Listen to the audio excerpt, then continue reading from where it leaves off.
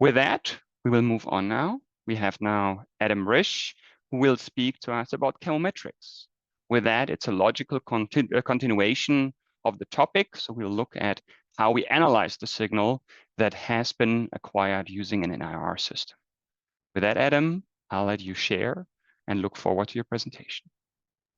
Great. Thank you, Hubertus, for that introduction. Just give me a moment to share my screen here. All right. So today, as it was indicated, I'll be speaking a little bit about the basics of chemometrics. So as Owen showed, we want to convert our NIR spectra into process information. But how do we do that? That's where chemometrics comes in, which is basically the application of statistics to interpret our chemical spectral information. So when we think about chemometrics, we have a couple choices we can make on what kind of techniques we want to use. And to help us sort out what would work best, we want to ask two questions. What information do I have, and what information do I want? So if starting from the left-hand side, if you have just spectra, this is where we have no ability to correlate that information with reference values, something like API concentration, and we would call that an unsupervised analysis. And these types of analyses are ideal for data exploration or process understanding. But if we do have reference values that we can take advantage of from a separate reference technique, such as HPLC, we can correlate that spectral data with those results directly, and we would call this supervised analysis. And this is ideal when we want to do things like data prediction and classification and collect process information. So we've picked our analysis type. What kind of information do we actually want? So there's qualitative information, and this might look like, is the blending complete, endpoint detection, or does the sample look like other samples? For quantitative applications, how much API is in this blend sample, and how much lubricant is in this blend sample? Those are common quantitative applications. But before we actually get to the chemometric analysis, we might want to do some digital processing of our spectra. This is called spectral preprocessing. And there's several reasons we would want to do this that are beneficial to our chemometric analysis. Here, we might want to emphasize specific spectral features related to the target of the analysis. Naturally, a choice would be API.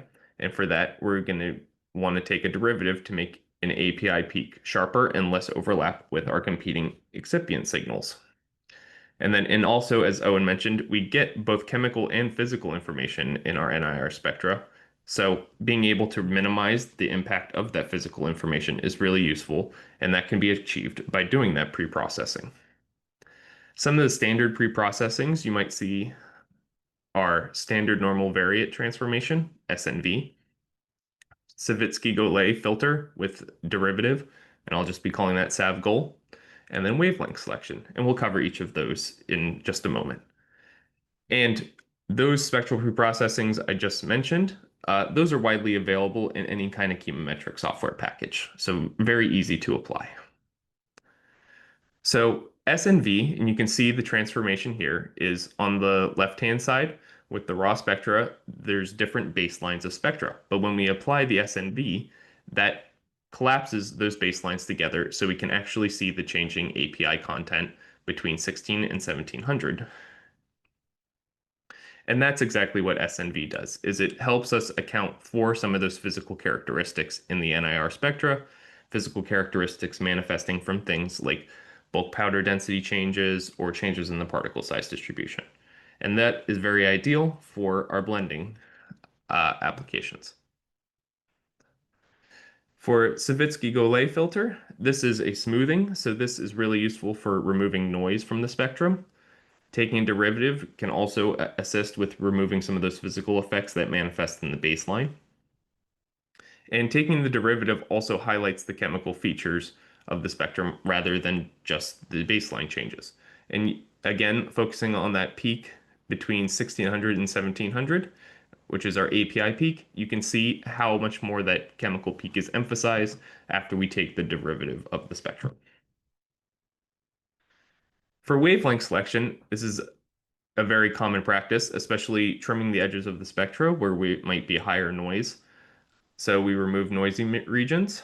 we can remove interfering or non-relevant signals from the spectra, and particularly, depending on the type of analysis, we can just focus on the regions that are relevant to our target analytes, such as the API.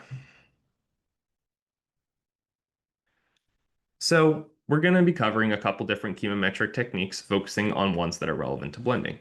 So simple methods, which is that you can certainly use, but chemometric techniques uses multiple regions of the spectrum and have much more data richness in the application for bin blending.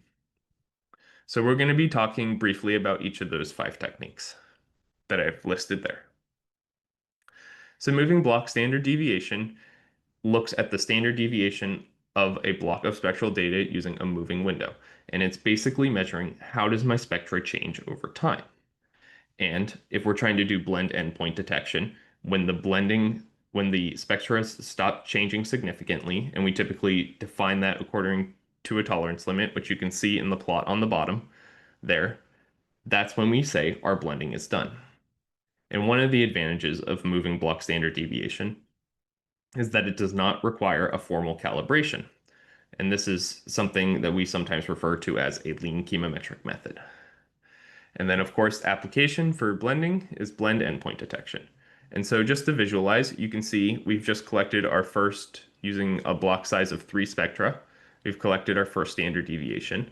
And as the block slides along over time, we collect a new data point, looking and measuring how those spectra change. A related method is something called the moving block F-test that compares the variance between 2 separate blocks of spectra, which you can see there represented by 2 windows. And the advantage of this technique is that there is an acceptance limit built into the actual method, a tolerance limit via statistics, which saves you some effort in terms of having to define your tolerance limit. And again, this method doesn't require calibration, and it's very similar applications to moving block standard deviation. And you can see as it moves over time, the variance comparison, which is represented there by the fx variable, is tracked over time. So moving on from the moving blocks methods, I want to briefly mention iterative optimization technology algorithms. These specifically use pure component spectra of the raw materials to convert the NIR spectra into what we call relative concentrations for each material. And you can see how that's represented there. We take our pure components and we're able to track the individual trends of each ingredient in our blend over time. And again, this is considered a lean chemometric technique, which is very advantageous for specific applications and can be applied in a qualitative or quantitative capacity. And so as such, it can be used for just general blend endpoint detection, but also blend potency assessment if you're looking to find out what your final API concentration is. Another popular method is principal component analysis, PCA, which takes the original NIR spectra and condenses it from hundreds of variables down into just a few small variables, which we refer to as scores. And these scores are directly related to the variance of the spectra. And so you can see there on the right-hand side, converting our raw spectra into PCA scores. And we can look at the trend of those scores over time to get an idea of how our blend is progressing. We can also plot those in 2 dimensions, plotting each score against the other score, and see a trajectory over time as well. A key consideration with using PCA models is that they do require a set of calibration spectra, and make sure when you're applying spectral preprocessing that you're doing this prior to running your PCA analysis.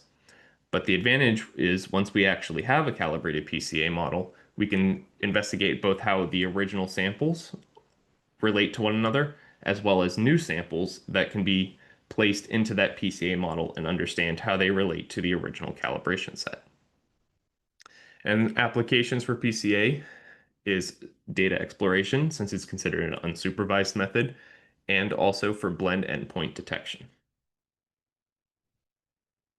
And then the final technique we're going to comment on today is partial least squares PLS regression.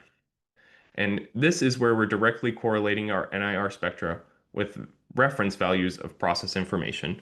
Of course, for pharmaceuticals, that would be your API potency. And you can see what the reference, what our expected value would be versus our predicted from the actual PLS model. And you can see how those correlate quite nicely in the plot on the bottom there. And so just like PCA, we need a calibration set, and then we also need to actually know what that calibration set of spectra, what the true value of the API content might be, which you would get from something like HPLC. Of course, spectral preprocessing is essential for PLS modeling, but once you actually have the calibrated model, you can use any kind of new spectra that you obtain to predict what the actual API content might be from that sample. And so applications for PLS, predicting API potency of the sample, you can also use it for other components of your system, such as lubricant, and then of course, blend endpoint detection. So we've talked about a number of techniques. Which one is best for you? And here are some good questions to ask your team as you're deciding which one you should use. What is the goal of your analysis? What process information do you want to generate from the NIR spectra? Spectral preprocessing. What spectral preprocessing should you use to get information from the NIR spectra? Are you interested in chemical or are you interested in physical information? Calibration burden. How do the time, material, and financial costs to develop and calibrate the selected chemometric technique align with project goals and timelines? Level of expertise. Do you have the necessary expertise and chemometric software available to properly develop and implement a given chemometric technique? Validation and regulatory requirements. What are the expectations from regulatory authorities in terms of method validation and maintenance? So, to just briefly summarize the techniques we discussed, moving block standard deviation, we're looking at the change in the standard deviation over time. Moving block F-test, we're looking at the changes in variance between two blocks over time. IoT, we're predicting relative concentrations for individual components in the system in the NIR that are represented in the NIR spectra. Principal component analysis, we're simplifying that NIR spectra down into just a few small number of variables. In PLS, we're correlating the NIR spectra with reference values to enable prediction of future process information. And so you can see how chemometrics ties that NIR spectra nicely together with obtaining process information.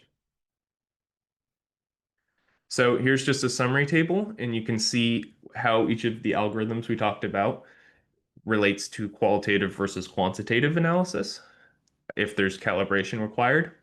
Of course, all of them can be used for blend endpoint detection, which is one of the critical quality attributes for blending. Blend potency assessment, you can do that with IoT and PLS. And also advantageously, if you're using our software, we offer moving block standard deviation and moving block F-test as part of our SentroSuite software, which I'm going to demonstrate shortly here. And then also IoT, it will be soon available to, and then as Owen mentioned, we can integrate with a number of partner softwares to allow you to also do PCA and PLS.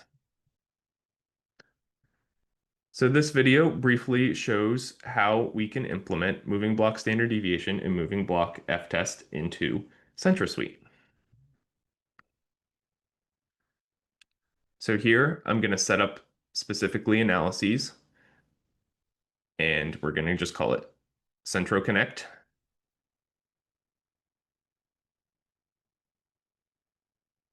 And I want to apply some pretreatments or pre-processing. So here I'm applying SNV.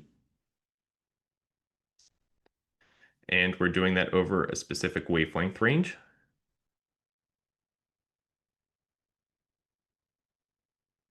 And then we have sav goal, and we're going to call this sav goal 2D for second derivative. And we're entering our derivative order here and the window size, which just tells you how many wavelengths you want to actually apply the smoothing over. So first we're going to set up the moving block standard deviation. and name it appropriately.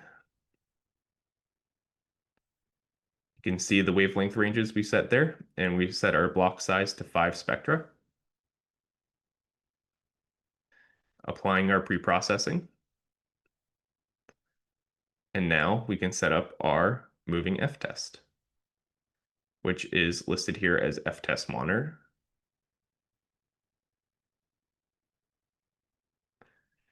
Just putting the name in. And applying our pre-processing treatments, of course, and then setting our block size to 5. And of course, as you might remember, there's 2 blocks, so it's actually a total number of spectra that we're looking at one time of 10. And then we're going to go over to display. And this is just to make sure when we're running our spectral collection that we're actually seeing the moving block standard deviation and moving block f-test show up. And then we're going to proceed to take a measurement. And you'll be able to see the change of the spectra over time. So we're setting our analysis to SentroConnect, and we're going to start our measurement. And you'll see the spectra change over time as things start to blend together. And then once 5 spectra pass, we'll start to see the moving block standard deviation. And then because we have 10 spectra we need to account for, the moving block f-test, we'll start to see a trend emerge for that once we've hit 10 spectra collected. And you can see that trend appear.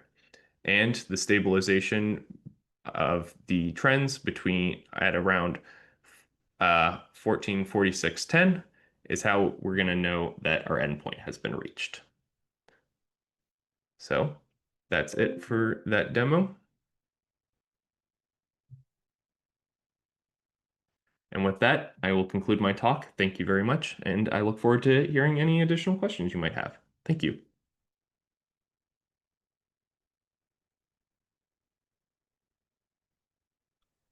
Thank you, Adam. That was a very interesting talk, very basic at some points, which I think is good in the intention to get everyone on board.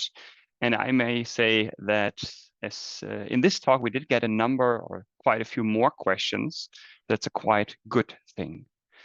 I will ask now everyone to switch on the video again from Centronic so that we can move on towards the Q&A session. For those who still might have now get questions coming in, of course, feel free to still post them via the Q&A function within the webinar. However, we will start already with the first questions. And as said, there were a number coming in during your talk. Adam, I'll start with that.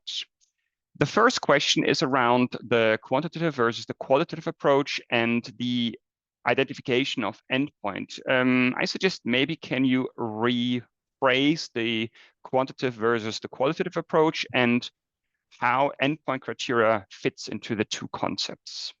Sure, as a more basic explanation, maybe also. Sure, absolutely. So when we say qualitative, that's more of what we would consider just a description. So you can almost, at the most basic, it's yes or no. So for a blend endpoint, is our blending done? And at the point where we would say, when we transition from no blending is not done to blending is done, that would be what we would call our blend endpoint detection. So that's a very basic kind of qualitative assessment. Is blending done? Compare that with quantitative, where your blend endpoint is based on an actual numerical value. So for example, that would be your API content. So you're going to see that change over the course of the blend as that API powder gets incorporated with the other excipient powders. And at the point where you actually reach your concentration of API, and that concentration is actually stable, according to, for example, your PLS model, as calculated, as observed by the NIR spectra, at that point, when you have a stable API concentration at the concentration that you're targeting or within the acceptance criteria of that concentration, we would say that's a quantitative determination of the blend endpoint. In terms of which one would be preferred, that kind of comes down to what is the personal needs of your application. And that's about the best recommendation I can give. Qualitative has its advantages in terms of being easier to develop and deploy. Quantitative gives you a lot more confidence in the quality of your actual product. Perfect.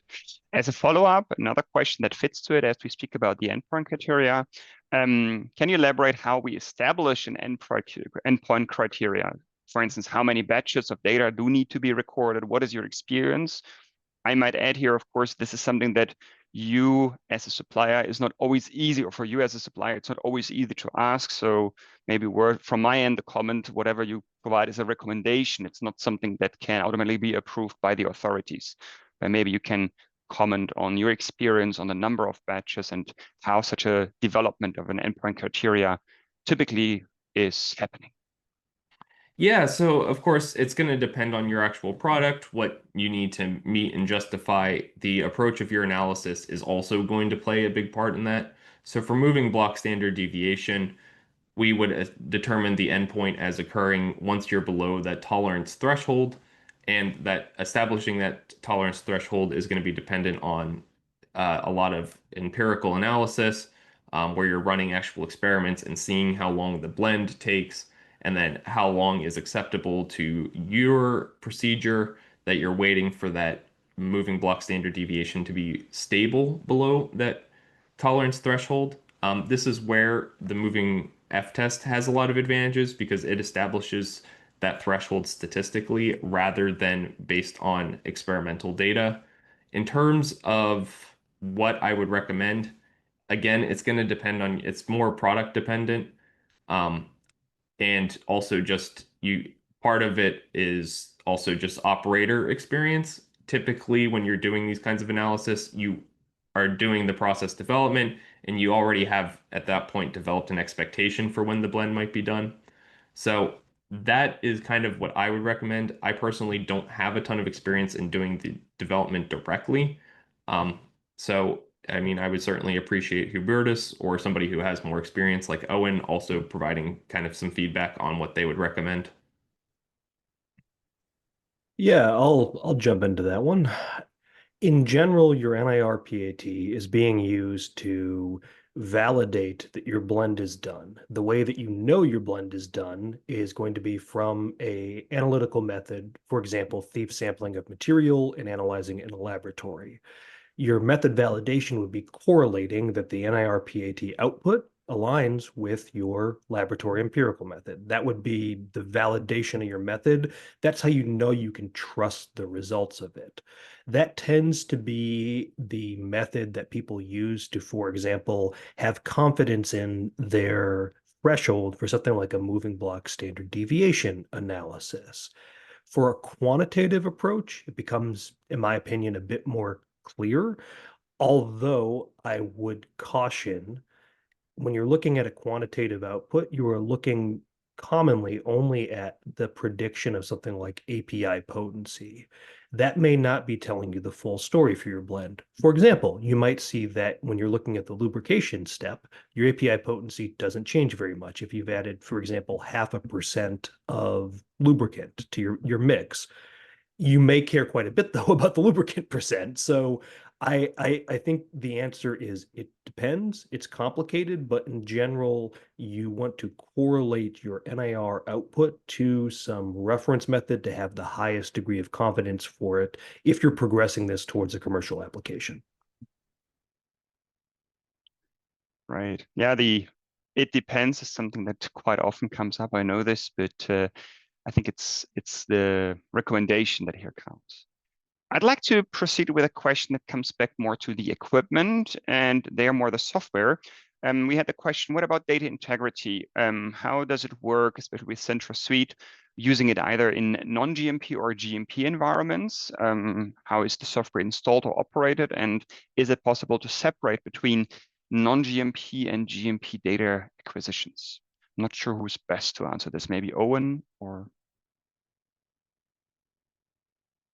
Yeah, I can field that one. So I'll start at the end and then I'll work back from there. In terms of GMP versus non-GMP, We do actually have GMP and non-GMP versions of our software. We tend to only install the GMP version just because that tends to be something that is changed during a process development in pharma, and the software is a bit binary, and nobody wants to requalify equipment. So um, then it becomes more how you use the software and how you parameterize the software, how hard you lock things down.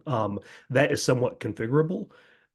We tend to see more lockdown as we move more towards a commercial space. And I apologize, Hubert. Can you just give me the front end of that question again, just to make sure I'm answering what's being asked?